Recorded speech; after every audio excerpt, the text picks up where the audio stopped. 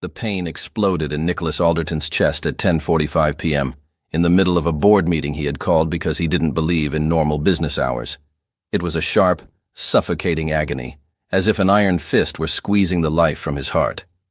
He gripped the edge of the polished mahogany table, a cold sweat instantly beading on his forehead. "Mr. Alderton?"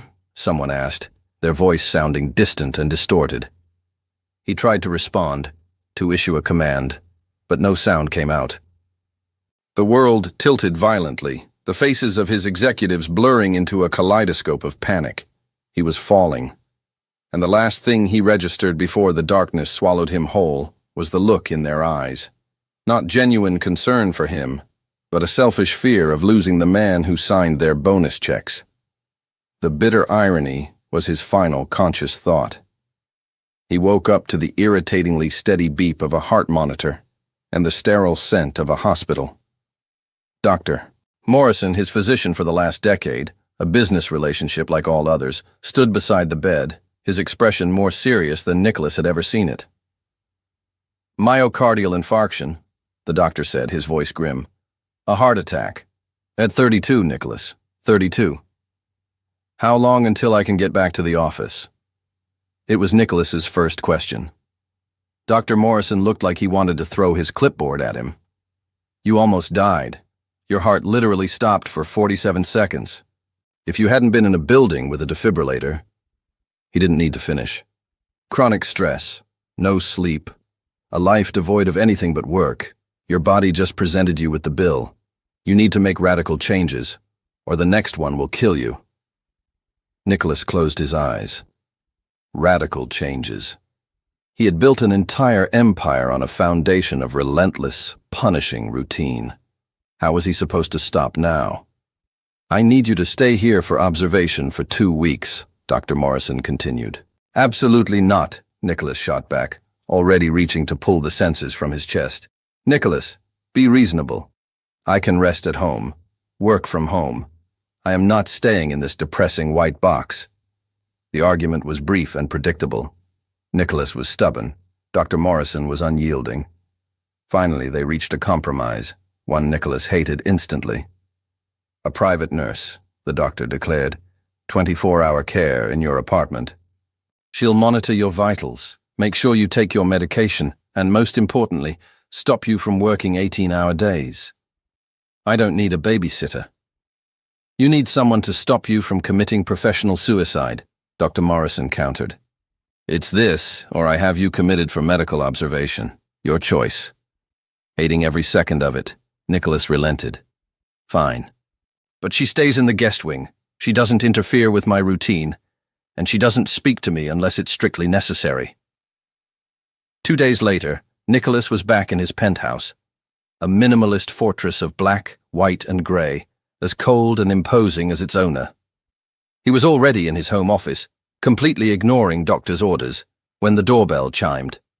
He swung the door open, expecting a stern, middle-aged woman in crisp, silent scrubs. Instead, he found a young woman who couldn't be more than 24. She had a fiery red ponytail, honey-colored eyes that sparkled with an unnerving amount of enthusiasm, and a smile so wide it seemed to take up her whole face. And she was carrying, Nicholas narrowed his eyes, a plant. "Hi," she chirped, stepping inside without an invitation. "You must be Nicholas. I'm Hazel Collins, your nurse for the next 30 days. She was already talking a mile a minute. "Wow, your place is gorgeous, but a little sad, isn't it? No color. I brought you a succulent. They're great for indoor environments, and are you okay? You look a little pale." Nicholas stared at this woman, this girl, who had just invaded his sanctuary with her irritating energy and a ridiculous plant. "I am going to kill Dr. Morrison." "Rules," Nicholas said, his voice as sharp and cold as a scalpel. Hazel had just finished stashing her suitcase, a suitcase covered in puppy dog stickers of all things, in the guest room.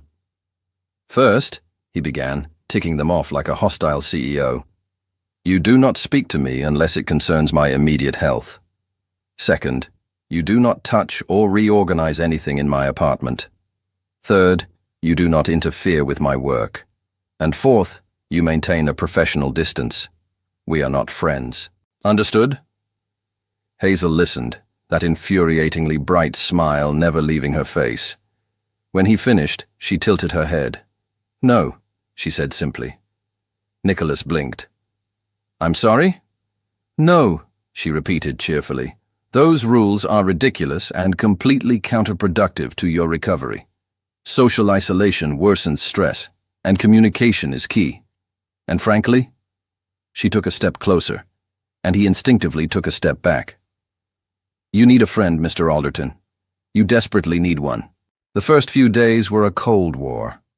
Nicholas tried to ignore her, to bury himself in spreadsheets and conference calls, to treat her as an annoying piece of furniture. But Hazel was impossible to ignore. She hummed while she made coffee, and her coffee was, inexplicably, far better than his own. She put colorful, handwritten sticky notes on his pill bottles. Take me at 9 a.m. The smiley face was a particular offense. She asked about his meetings, what he was eating, how much he'd slept. 4 hours, he answered curtly one morning. 4. Nicholas. She was already using his first name, without permission. Your heart needs to rest. My heart needs my company not to collapse while I'm sidelined, he retorted. Your company will survive, she said, her tone softening with a genuine concern that disarmed him. You, on the other hand, might not if you keep this up. No one spoke to him like that. No one cared enough to. The breaking point came one night when he was still in his office at 1 a.m.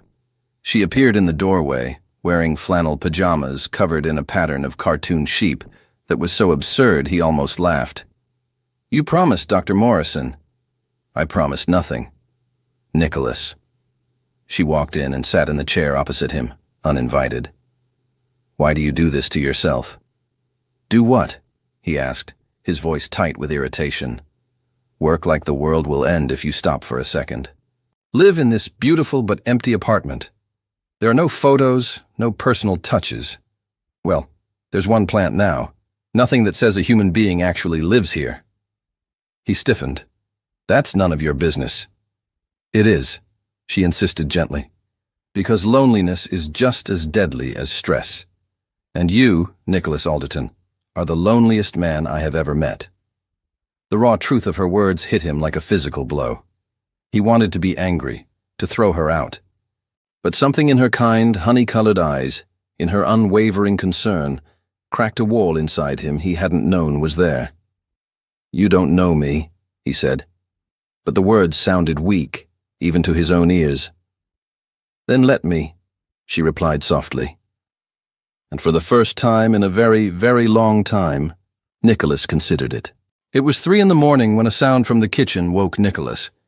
His heart gave a familiar panicked lurch, a phantom pain from the heart attack, before he remembered. Hazel. He found her in the sleek, dark kitchen, her fiery ponytail a messy halo under the soft under-cabinet lighting. She was making hot chocolate. Couldn't sleep, she explained with a small, sheepish smile. You? I never sleep well, he admitted, surprising himself with the honesty. He found himself sliding onto one of the bar stools at the kitchen island, a place he usually only used for signing documents. Since the heart attack? Or since always? She asked, her question casual but perceptive. He hesitated, then the words came, spilling into the quiet intimacy of the late-night kitchen. Since always. Since I was 12 and I'd wake up to the sound of my parents screaming at each other.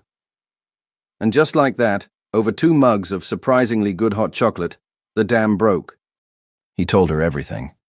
He spoke of the constant bitter fighting, of slammed doors and broken plates and accusations that poisoned the air.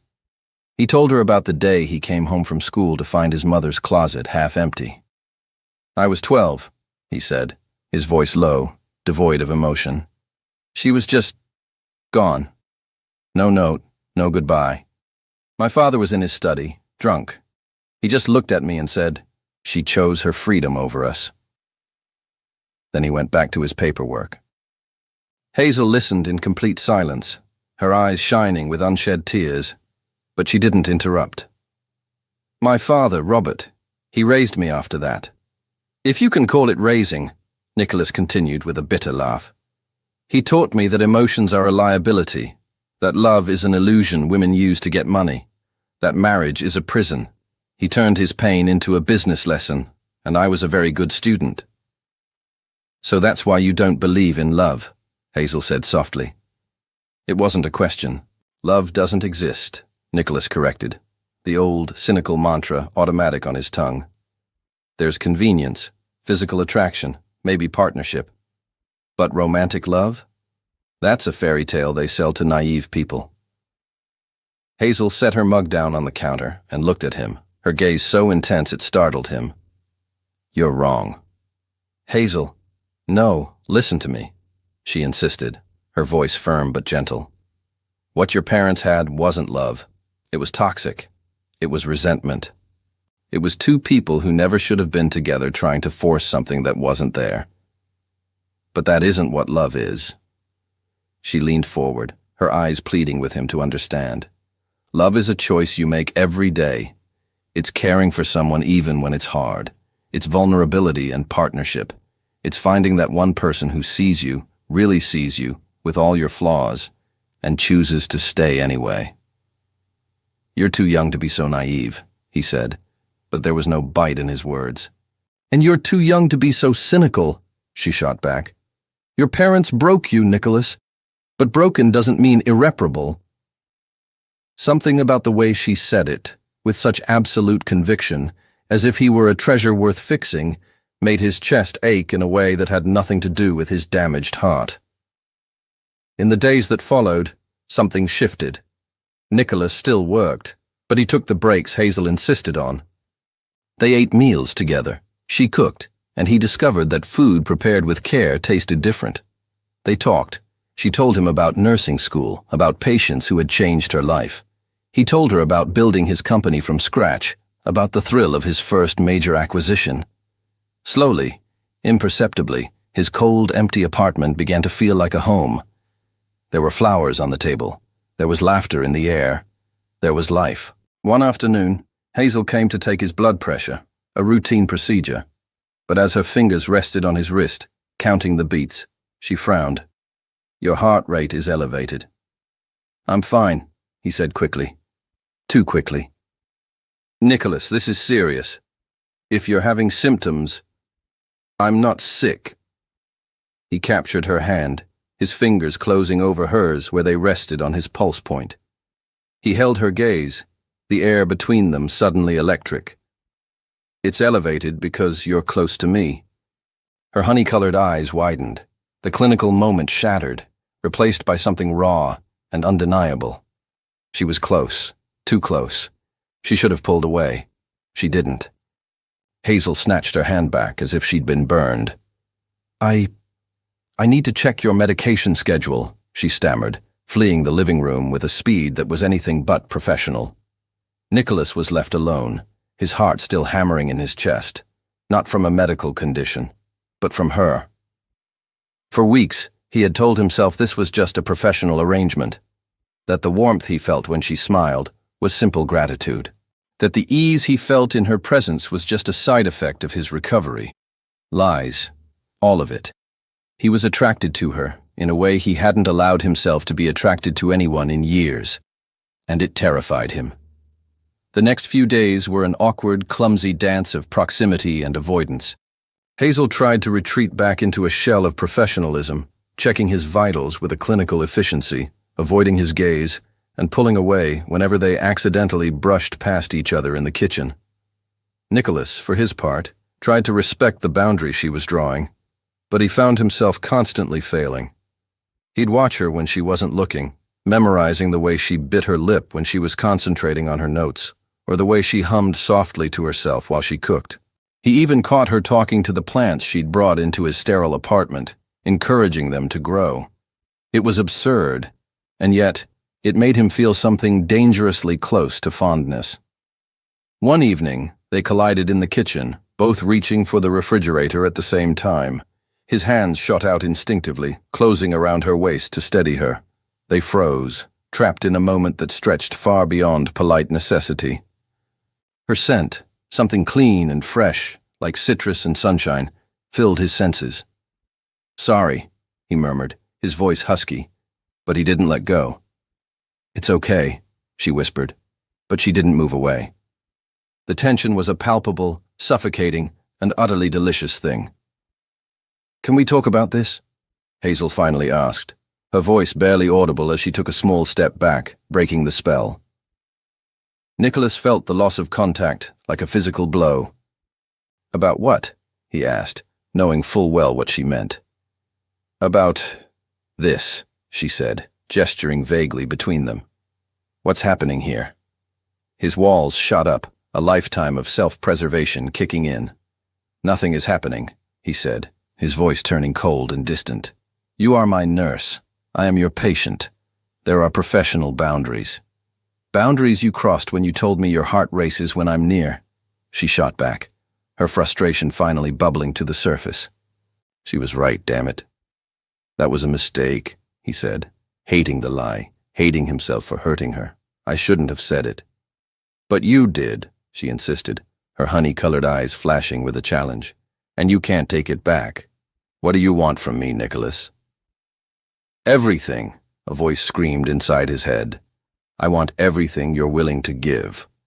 But what he said was, "I want you to continue doing your job, nothing more." The hurt that flashed across her face was a physical knife to his chest. "Right," she said, her voice suddenly brittle. "Professionalism. Got it." She turned and walked to the guest wing, closing the door behind her. She didn't slam it. She was too gentle for that. But the soft, final click was somehow worse. Nicholas didn't sleep that night. He lay in bed, staring at the ceiling, replaying the conversation, hating himself for pushing her away, and hating himself even more for how much it mattered. Around 4 a.m., he gave up and went to the living room. A single lamp was on. Hazel was curled up on the sofa, staring intently at a photo on her phone. She didn't hear him approach. He was about to speak when he saw the glint of tears on her cheeks. She was crying, silent tears tracking down her face as she stared at the screen. He had never seen her cry. Without thinking, he moved closer. "Hazel?" She jumped, quickly wiping at her face. "Nicholas, I didn't hear you. What's wrong? Why are you crying?" "It's nothing. I'm fine." "You're a terrible liar," he said softly, sitting on the edge of the coffee table opposite her. "Please, talk to me." She hesitated, then slowly, she turned the phone toward him. The screen showed an old photo of her. She was younger, beaming, her hand resting on a proudly swollen, pregnant belly. And Nicholas understood. There was a story here, a painful one. "Who was she?" he asked gently, his voice barely a whisper. "Who I used to be," Hazel whispered back, "before everything fell apart." "I was married," Hazel began, her voice small and fragile, a stark contrast to her usual bright energy. "I married my college sweetheart at 19. His name was Ryan, and he was everything I thought I wanted. Charming, attentive, and he said all the right things. I was naive enough to believe in fairy tales." Nicholas listened in silence, an unfamiliar tightness in his chest. "I thought love conquered all," she continued with a sad, self-deprecating smile. "And when I found out I was pregnant 6 months after the wedding," her eyes glistened with the memory, "I thought I was living the dream. We were going to be a family." She told him everything, how Ryan had changed after the wedding. The late nights at work, the secret phone calls, the scent of a perfume that wasn't hers, all the red flags she had willfully ignored because she was so desperate for her fairy tale to be real. "I was 6 months pregnant when I found out for sure," she said, her voice hollow. "I was coming home early from a doctor's appointment. We had just learned it was a girl, and I was so excited to tell him. And I found him, in our bed, with her." The pain in her voice was so raw it was physical. Nicholas felt a surge of violent, protective anger toward a man he had never met. "What happened?" he asked, his own voice tight. "I screamed. He screamed back. He told me I was obsessed with the pregnancy, that he needed attention I wasn't giving him anymore. He blamed me for his betrayal." She took a shuddering breath. I got in my car and just drove, crying so hard I could barely see. And then the pain started, this horrible, cramping pain. She looked at him, her eyes empty. I went to the hospital. Placental abruption, they said, caused by extreme stress. They tried to save her, but she didn't need to finish. I lost my daughter that day, Hazel whispered into the silent pre-dawn apartment. Her name was going to be Sophie. I lost my marriage, my illusion of perfect love, and my baby, all in a single afternoon. I was 19 years old, and my world had ended. Nicholas was speechless. What could anyone possibly say to that? Hazel, I'm so sorry, I had no idea. No one does. I don't talk about it. She finally looked at him, her gaze clear despite the tears. But you deserve to know why I'm like this, why I still believe in love even after all that. How? Nicholas asked, the question genuine, his cynicism warring with his awe of her. How are you not the most bitter person on the planet? How can you still smile and care for people and believe in fairy tales after that?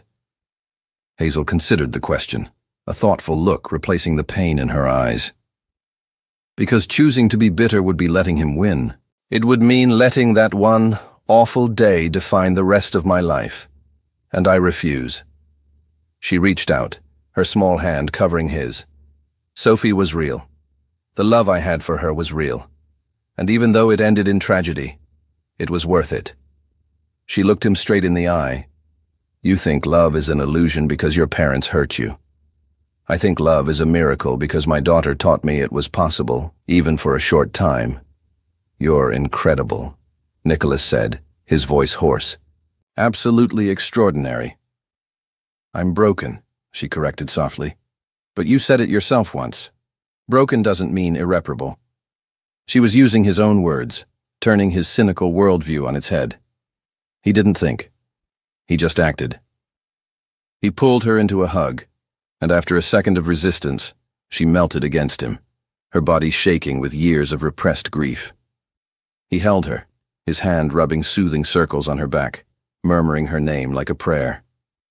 When she finally pulled away, her eyes were red, but she was smiling, a watery, fragile smile. There were only inches between them. His gaze dropped to her lips. Hers did the same. Nicholas, she whispered. It wasn't a warning. It was an invitation. He closed the distance. The kiss was soft, tentative, and loaded with weeks of unspoken tension and newly shared vulnerability. It was a question and an answer all at once. When they broke apart, both breathless, he rested his forehead against hers. I don't know how to do this, he admitted, his voice raw with a terrifying honesty. Relationships, feelings. I was trained my whole life to avoid them. Then we'll figure it out together, Hazel whispered, echoing his words from weeks ago. One day at a time. But as they retreated to their separate rooms for the night, still separate for now, neither of them slept. They had crossed a line, and there was no going back. Everything changed after that night. Not in a grand, dramatic fashion, but in a series of small, seismic shifts. The space between them was no longer charged with unresolved tension, but with a quiet, tender intimacy. Nicholas found himself touching her more, a hand on the small of her back as he passed, his fingers brushing hers when she handed him his morning medication, a hug that lingered just a second too long. Hazel's smiles became smaller, more private, reserved just for him. They still slept in their separate rooms, a last, flimsy pretense of professionalism that they both knew was a lie. But their dinners grew longer, their conversations deeper, and when they looked at each other, there was a silent, shared promise of something they both desperately wanted but were still too afraid to name. A week after the kiss, Dr. Morrison came for a follow-up visit. He checked Nicholas's blood pressure, reviewed the meticulous logs Hazel kept, and finally, a broad, genuine smile broke across his face. Whatever you're doing, keep doing it, he said, looking from Nicholas to Hazel. Your pressure is perfect, heart rate is stable, and you even look like you're getting some real sleep. It's Hazel, Nicholas said simply, his gaze finding hers across the room. She's good at her job. Clearly, Doctor, Morrison replied, but there was a knowing twinkle in his eye that made Hazel blush. After the doctor left, Nicholas found her in the kitchen, tidying up. The air was thick with an unspoken question. So, he began, leaning against the counter, I'm officially not dying anymore. You were never dying, she corrected softly. You were just... paused. And now? He asked. And now, she said, her voice hesitant as she turned to face him, you have to keep taking care of yourself. Which means... She trailed off. Which means I don't need a 24-hour nurse anymore, Nicholas finished for her, his heart sinking with a sudden, unexpected dread. Technically, no, she admitted, her eyes dropping to the floor. The silence was heavy, suffocating. Do you want me to leave? She finally asked, her voice small, her vulnerability a stark contrast to her usual bright confidence. No, he answered immediately, the word torn from him. He took a step closer. But I can't ask you to stay on as my nurse when I don't need one. It would be... selfish, unfair, she supplied. Wrong, he finished. Then ask me to stay as something else, she said, her voice suddenly bold, her eyes lifting to meet his. Nicholas stared at her, his mind racing. As what? As the person you like having around, she said, her voice gaining strength with every word. As the person who makes you laugh. As the person who is completely, terrifyingly, falling in love with you and doesn't want to go anywhere. The confession hung in the air between them, shimmering and brave. Nicholas felt like the wind had been knocked out of him. He wanted to run. Every cynical, self-protective instinct he had ever learned was screaming at him to retreat, to put the walls back up, to not risk the pain he knew love inevitably brought. But then he looked at her. Hazel, who had been betrayed in the worst way imaginable, who had lost a child, and who was still standing here choosing to believe in love, choosing to risk her heart on him. And he realized with a sudden, clarifying shame that he was the coward in the room. I don't know if I can be what you need, he said, the admission raw and honest. I don't know how to love someone. My father... Your father was wrong, she interrupted, her voice fierce. About everything. She closed the distance between them, her presence a warm, steady flame. Love isn't a weakness, Nicholas. It's the bravest thing you can do. And you don't have to be perfect at it. You just have to be willing to try. He didn't have a response. He only had an action. He pulled her to him and kissed her. Not the tentative, questioning kiss from before, but a deep, hungry, desperate kiss, filled with weeks of repressed desire and a terrifying, exhilarating hope. When they finally broke apart, he whispered against her lips, Stay. Not as my nurse. Not as a guest. Just stay with me. For real. Yes, she breathed, her answer immediate and absolute. That night, for the first time, they didn't retreat to their separate rooms. And as Nicholas fell asleep with Hazel curled in his arms, her soft breathing a steady rhythm against his chest, he had a startling thought. Maybe love isn't an illusion. Maybe it's this. But the next morning, reality came crashing in with a phone call. It was Jennifer, his assistant. Mr. Alderton, your father is on his way up. He insisted on seeing you. He said it was urgent. Nicholas went rigid. Robert. Of course. The man hadn't shown his face in months, and he chose now. Tell him I'm busy. I tried, sir, Jennifer said, her voice strained. He's already in the elevator. Nicholas hung up, a cold knot of dread tightening in his stomach. Hazel saw the change in him instantly. What is it? My father, he said, his voice grim. He's coming here. It's okay, she said, squeezing his hand. I'm here. But when the doorbell chimed 20 minutes later, and Nicholas opened it to reveal Robert Alderton, a man who was an older, colder, harder version of himself, Hazel knew with a sickening certainty that it was not going to be okay at all. Father, Nicholas said, his voice a carefully constructed wall of neutrality. Robert Alderton swept into the apartment without an invitation, his sharp, critical eyes scanning the space. He immediately noticed the changes, the vibrant green of the plants, the colorful throw pillows on the sofa, the general, comfortable messiness of a life being lived. "You've redecorated," he commented, his tone laced with disapproval. "It's different." "Hazel brought a few things," Nicholas explained, his body tensing. It was only then that Robert's gaze finally landed on her. She was standing near the kitchen, feeling like an intruder in what had, just moments before, felt like her home. His eyes narrowed. "And who is Hazel?" The insinuation in his voice was immediate and insulting.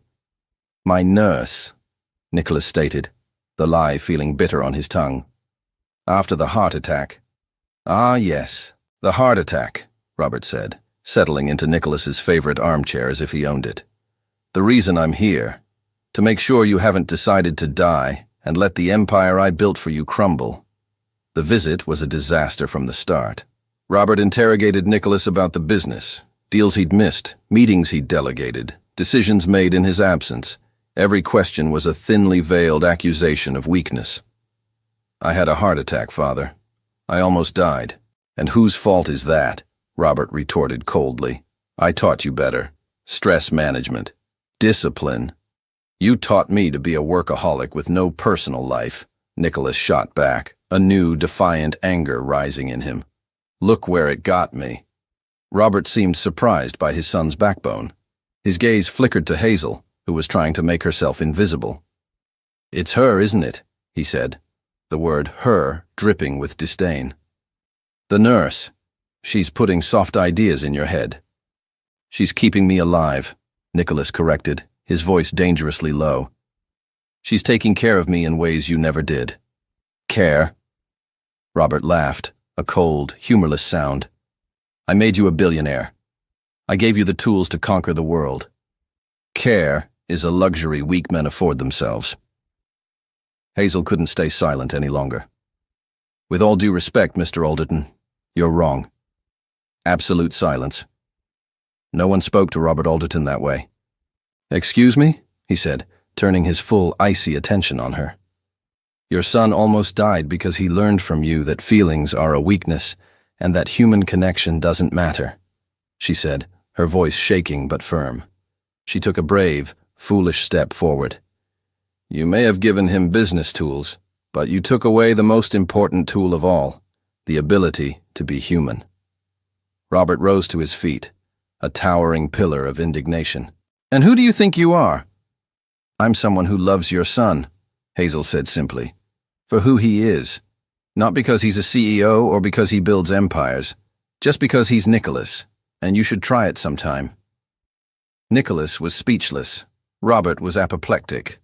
"Nicholas," Robert said, his voice dangerously quiet. "A word, in private." They disappeared into the office. Hazel waited, her heart pounding. She heard raised voices. She heard the sound of something shattering.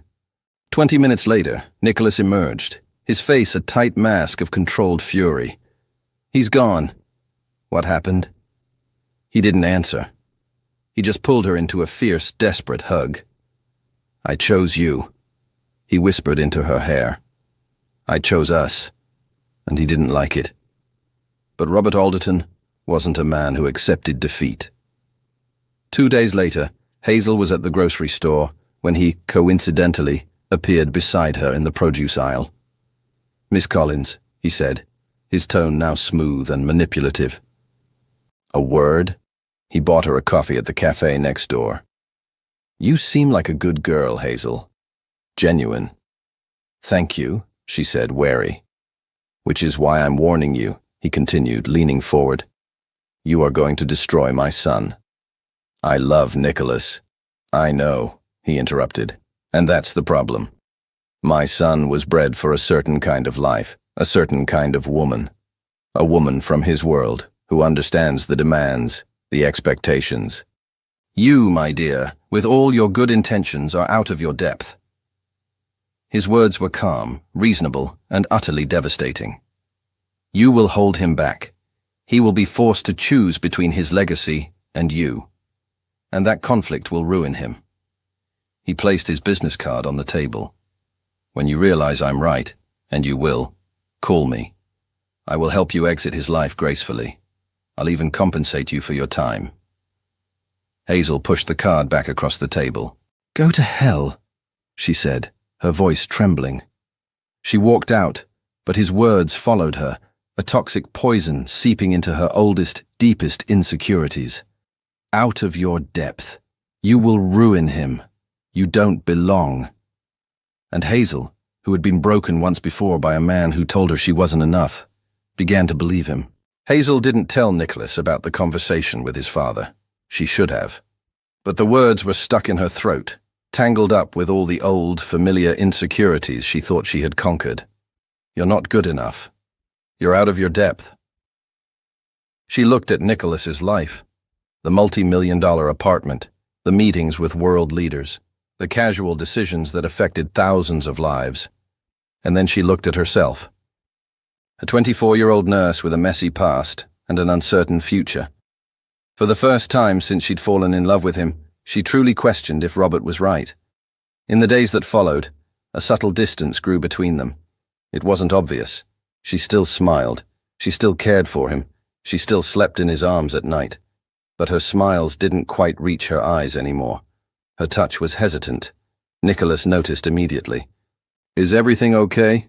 He asked one evening as they ate dinner. Of course, she lied, forcing a brightness she didn't feel. Just tired. But it wasn't fatigue. It was fear. Fear that she was an imposter in his life. Fear that she was a liability he would eventually come to resent. Fear that her love, which felt so pure and real, wasn't enough to bridge the chasm between their worlds. She started noticing things she had previously ignored. The skeptical way Nicholas's few friends looked at her, the polite but cold efficiency of his assistant, Jennifer. A tabloid headline showing Nicholas at a charity gala months ago, his arm around a stunning, elegant woman who was clearly, effortlessly, from his world. The breaking point came in the form of an invitation. Nicholas had to attend a major philanthropic gala, his first public appearance since the heart attack. Come with me, he said, his eyes full of a hopeful excitement. I don't know, Nicholas, she demurred. I don't have anything to wear to something like that. I'll buy you anything you want, he offered easily. No, she said, her voice sharper than she intended. I don't want to be your charity project. The words, born of her own insecurity, landed like a slap. He recoiled, his expression wounded. Hazel, what is going on with you? Nothing, she insisted. Just, you should go alone. It will be easier. Easier for who? He asked, his voice tight with frustration. For both of us, she thought, but didn't say. He went to the gala alone. Hazel spent the night torturing herself, scrolling through photos of the event as they were posted online. There he was, impossibly handsome in a tuxedo, surrounded by the beautiful, powerful people who populated his world. She imagined herself there, feeling small and out of place. Robert's words echoed in her head. You don't belong.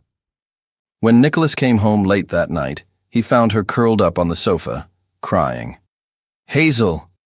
I can't do this, she sobbed, the words tumbling out in a torrent of pain and fear. Do what? Talk to me. Us, she cried, finally looking at him. This! I'm not good enough for you, Nicholas. Who told you that? He asked, his voice dangerously quiet, though he already knew the answer. It was my father. He got to you, didn't he? Her silence was all the confirmation he needed. In a rare display of uncontrolled emotion, Nicholas slammed his fist against the wall, the sharp crack echoing in the silent room. That son of a... He's not wrong, she whispered, her voice breaking. Nicholas, look at your life. Now look at me. We don't make sense. We make perfect sense, he insisted, kneeling in front of her. I'll hold you back. You'll have to choose between me and your world, and eventually you'll grow to hate me for it. Never. I've been here before, she cried, standing now, her own history pouring out of her. I've been the girl who wasn't enough. Ryan told me. His mother told me. And now your father is telling me. And maybe, her voice cracked, maybe they're all right. Hazel, please. I need time, she said, backing away. I need to think. She fled to the guest room, a room they hadn't used in weeks, and locked the door. Nicholas stood outside, his forehead pressed against the cool wood. Don't let him win, he pleaded, his voice rough with desperation. Don't let his fear and my past destroy what we have. But inside the room, Hazel was already making a decision that she believed, with all her broken heart, was the only way to save the man she loved. It was a decision that would shatter them both. She took out a piece of paper and began to write. Dear Nicholas. Nicholas woke at dawn with a cold, heavy dread in the pit of his stomach. He'd barely slept, his mind replaying Hazel's heartbroken words. When he saw the guest room door standing open, a sliver of hope flickered within him. But the bed was perfectly made. Her suitcase was gone. Panic, sharp and absolute, seized him. Hazel, he called out, his voice echoing in the suddenly vast, empty apartment.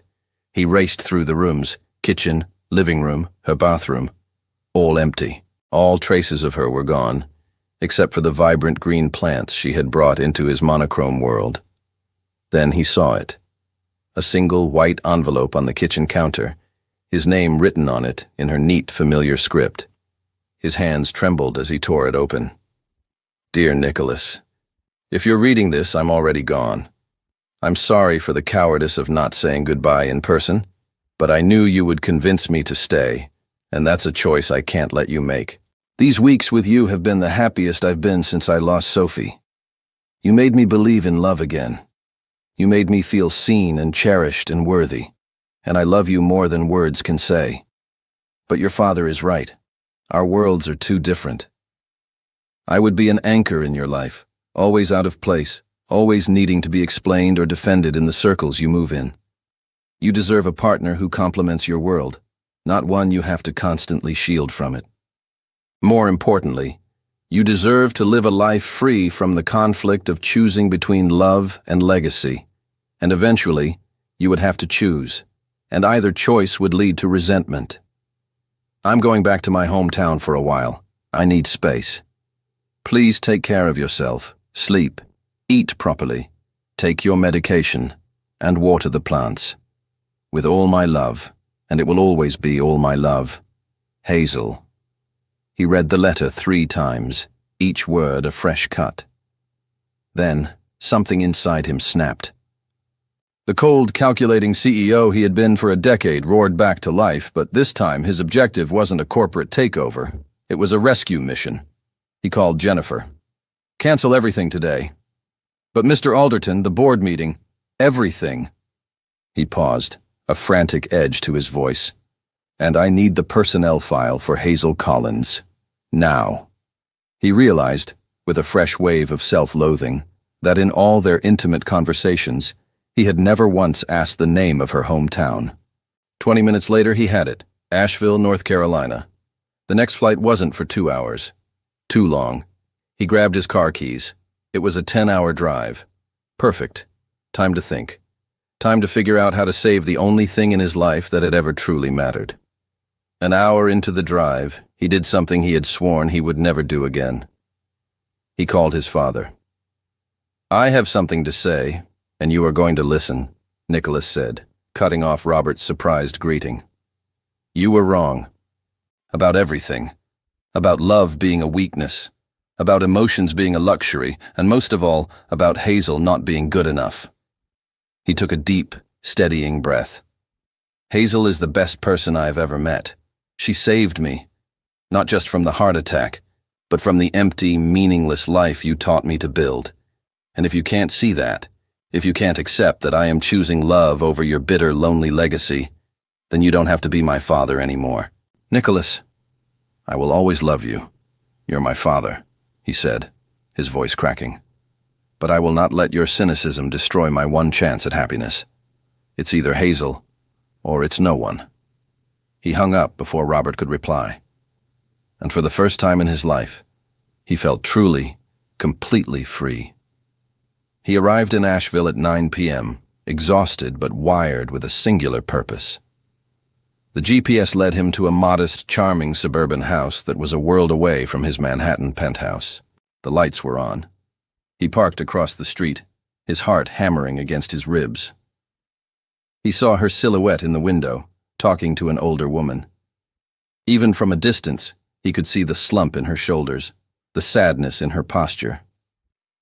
He got out of the car and walked up the path. He knocked on the door. It was opened by an older woman with kind, tired eyes that were so much like Hazel's. "Can I help you?" "I'm Nicholas Alderton," he said, his voice hoarse from the long drive. "I'm looking for Hazel." Recognition and a hint of disapproval crossed the woman's face. "You, the rich one." "I'm the man who loves your daughter," he corrected, "and I just drove 10 hours to tell her that." The woman studied him for a long moment, then turned and called into the house. "Hazel, there's someone here for you." He heard footsteps, and then she was there, standing in the doorway. Her face was pale, her eyes red and swollen from crying. When she saw him, she froze, her expression a mixture of shock and disbelief. "Nicholas, what are you—" "We need to talk," he said, his voice raw with exhaustion and determination. "Now." "You shouldn't be here," Hazel whispered. But the words lacked conviction. She stood frozen on the porch, a ghost in her own home. "I read your letter," Nicholas said, stepping out of the car's headlights and into the dim glow of the porch light. "Then you understand why I understand that you're wrong." He cut her off, his voice firm. "Completely, utterly wrong." As if on cue, a low rumble of thunder rolled across the sky. A fat drop of rain hit the pavement, then another. Within seconds, a summer storm had broken, the thick, warm drops soaking them instantly. Neither of them moved. "Hazel, my father convinced you that you're not enough for my world," he began, his voice rising to be heard over the downpour. "But he's the one who isn't enough. He wasn't enough as a father when my mother left. He wasn't there when I had a heart attack. He has spent his entire life teaching me the wrong lessons, and I was a fool for believing him." The rain plastered his hair to his forehead, dripping from his chin, but he didn't seem to notice. "You said you'd be an obstacle, that our worlds don't fit. But Hazel—" He took a step closer. "You are my world.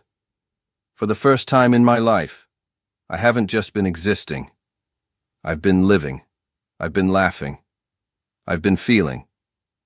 Nicholas. No. My turn."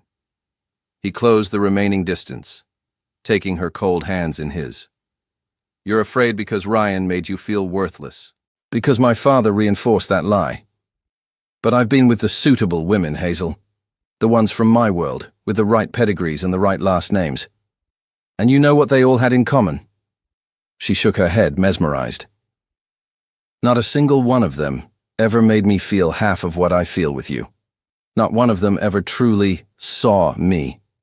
Not one of them ever made me want to be a better man." They were inches apart now, their breath mingling in the rain-soaked air. "Hazel Collins," he said, his voice cracking with emotion. "I lived for 32 years believing that love was a weakness, that emotions were a liability, and that loneliness was safety." A tear mixed with the rain on his cheek. "And then you stormed into my apartment with your ridiculous plants and your impossible smile, and you shattered every wall I ever built." "But what if your father is right?" she whispered, her own tears now indistinguishable from the rain. "What if I hold you back? And what if you're the best thing that has ever happened to me, and I let my fear and my father's poison ruin it?" he countered fiercely. "What if we spend the rest of our lives wondering, what if? I don't want you to resent me." "Impossible," he breathed. "I love you. I am in love with you. And maybe our worlds are different, but we'll build a new one. Together. Our world. Where it doesn't matter where we came from, only where we're going." And then he did the one thing she never expected. He dropped to one knee, right there, on the wet, muddy porch, in the middle of a thunderstorm. "I don't have a ring," he said, his voice raw and desperate. "I don't have a speech. But Hazel, marry me. Not for convenience, not for a contract, not for social standing. Marry me because you make me want to wake up in the morning. Marry me because your laughter is my favorite sound. Marry me because when I think about my future, all I can see is you. The only sound was the drumming of the rain. Hazel stared down at him. This powerful, brilliant, broken man, kneeling in the mud for her, his heart completely and utterly exposed. And she saw the truth. Not pity, not obligation, just love. Real, terrifying, life-changing love. Yes, she whispered. Then louder, a laugh bubbling up through her tears. Yes, 1,000 times, yes. He surged to his feet, pulling her into a kiss that was all rain and tears and years of pain finally washing away. When they broke apart, Hazel's mother, Margaret, was standing in the doorway crying happily. "You're both going to catch pneumonia," she said, but she was beaming. "Get inside. We have a lot to talk about." 3 days later, Nicholas and Hazel drove back to Manhattan. The silence in the car wasn't tense or awkward. It was a comfortable, shared peace. But as they approached the city, Nicholas took an unexpected exit. "Where are we going?" Hazel asked. "To settle a few accounts," he said, his jaw set with a quiet determination. He pulled up in front of the imposing glass tower of Alderton Holdings, Robert's office. He turned to her, his hand covering hers. "Together?" "Always," she replied, her heart swelling with love for the man he was becoming. Robert was surprised to see them, and even more surprised to see Hazel standing confidently by Nicholas's side. "Nicholas, Miss Collins."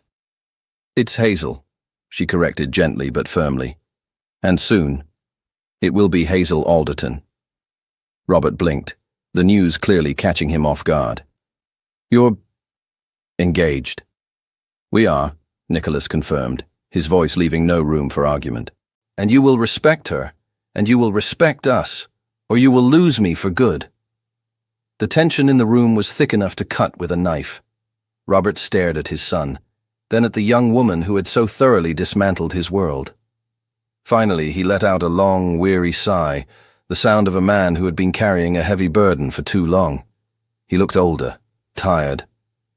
"I was wrong," he said, the words quiet and shocking. "About you, Hazel. About love being a weakness. About a lot of things."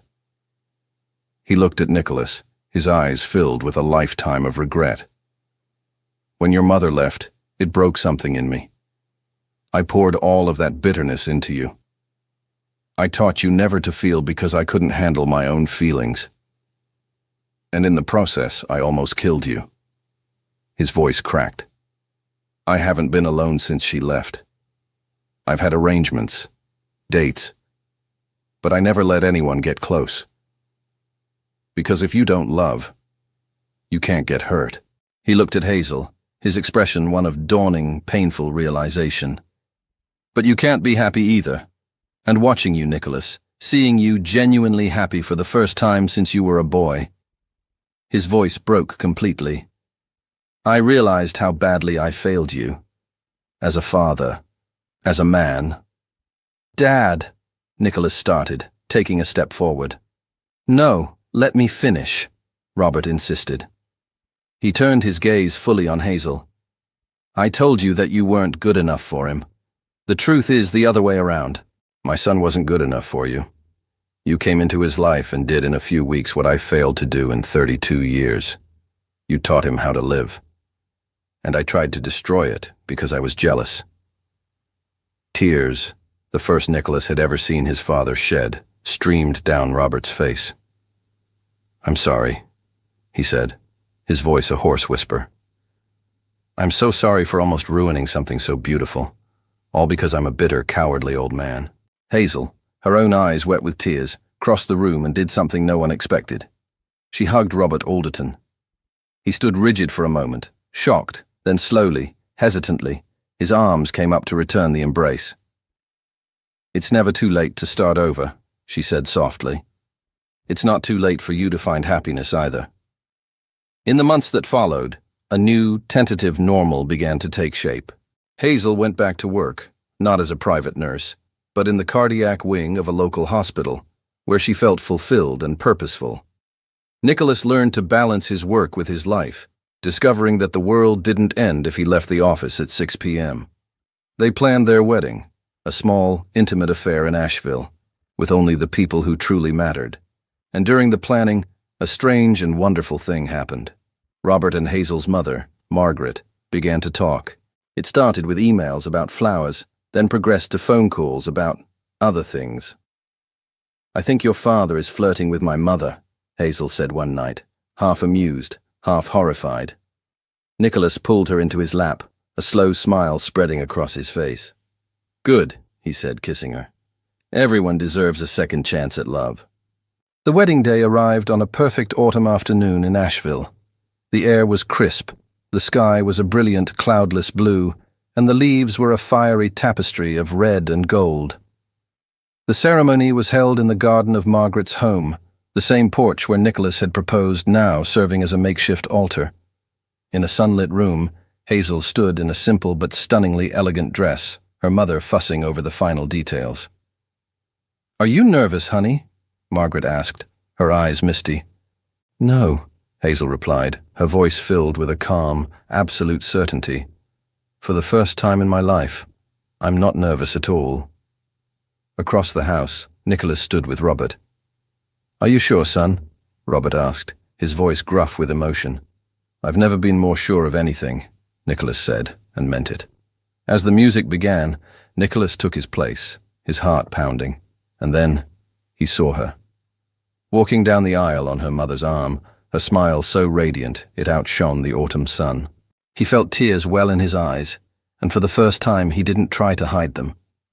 When she reached him, Margaret kissed her daughter's cheek, then turned to Nicholas. "You take care of my treasure," she whispered. "With my life," he promised. Their vows, which they had written themselves, left not a dry eye in the small crowd. "You saved me," Nicholas said, his voice thick with emotion. "No," Hazel corrected softly, her hand in his. "We saved each other." And when the officiant finally said, "You may kiss the bride," the kiss was met with cheers and happy tears. It was perfect. Later, at the small, intimate reception, Hazel slipped away for a moment. Nicholas found her standing by a window, looking at an old photo she kept in her wallet, the one of her, young and pregnant with Sophie. "Are you okay?" he asked gently. "I am," she said, a soft, wistful smile on her face. "I was just wishing she could be here, to see that her mom found happiness again." Nicholas wrapped his arms around her from behind, resting his chin on her shoulder. "She knows," he whispered. "Wherever she is, she knows. And she's so proud of you." He paused. Then his hands moved to rest protectively on her stomach. "And she knows she's going to be a big sister." It took a second for his words to register. Hazel turned in his arms, her eyes wide with disbelief. "What?" "Nicholas, I'm not—" "You are," he said, his smile the brightest she had ever seen. "I found the pregnancy test in the trash this morning. I was waiting for the right moment to tell you I knew." She stared at him, speechless. Then a joyous, disbelieving laugh bubbled up from her chest. We're having a baby." "We're having a baby," he confirmed, his voice filled with a love so profound it was boundless. He pulled her into a kiss filled with all the promises of their new beginning. And as he held her, surrounded by their family, Nicholas Alderton finally understood. Love wasn't a fairy tale or an illusion. It was real. It was a choice you made every day. It was messy and chaotic and imperfect, and it was the only thing in the world that truly mattered. "I don't believe in love," the cold-hearted CEO had once said. But she had melted his heart anyway. And he and his world would never be the same.